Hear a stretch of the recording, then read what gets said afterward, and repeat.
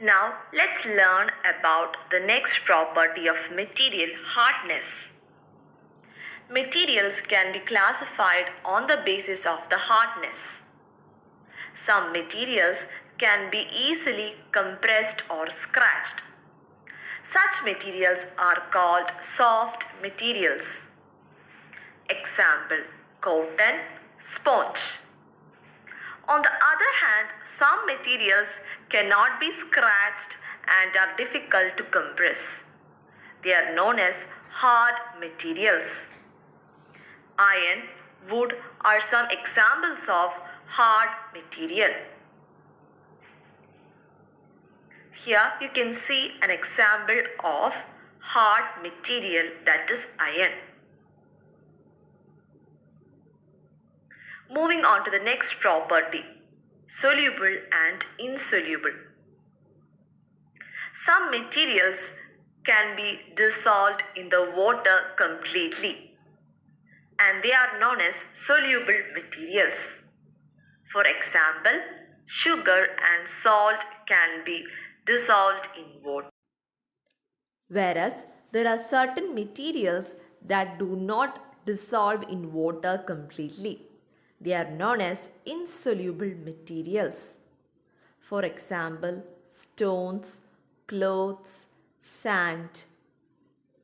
Not just the solid materials, even liquids have the property of being soluble or insoluble. For example, certain liquids like lemon juice completely dissolve in water. Does oil completely dissolve in water? No, oil does not dissolve completely in water. They form a thin layer on the uppermost layer of water, isn't it?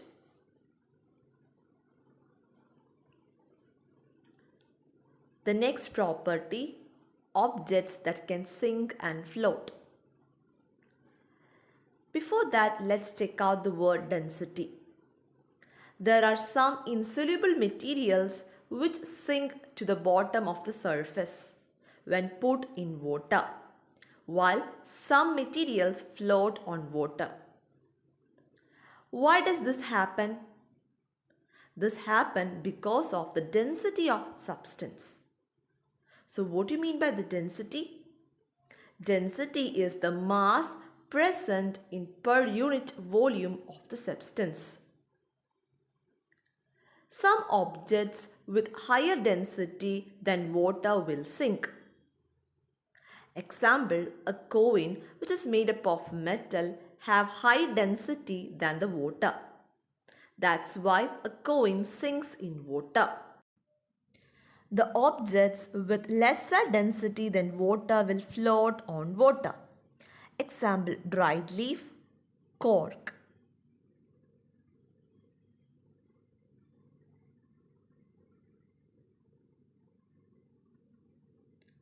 Now try to give answers for the following question.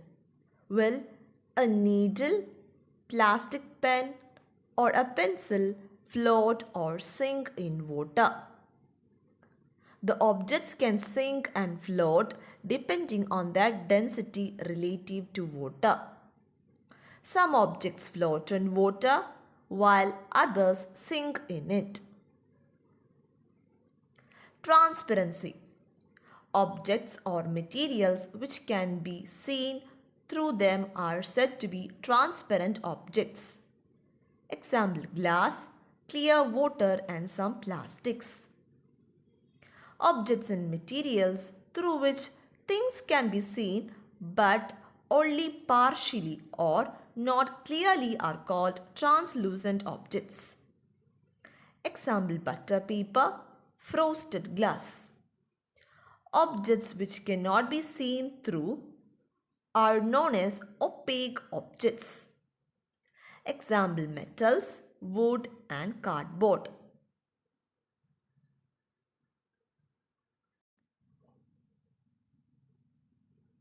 So in this chapter, we learned that materials differ in their appearance and the way they mix in water.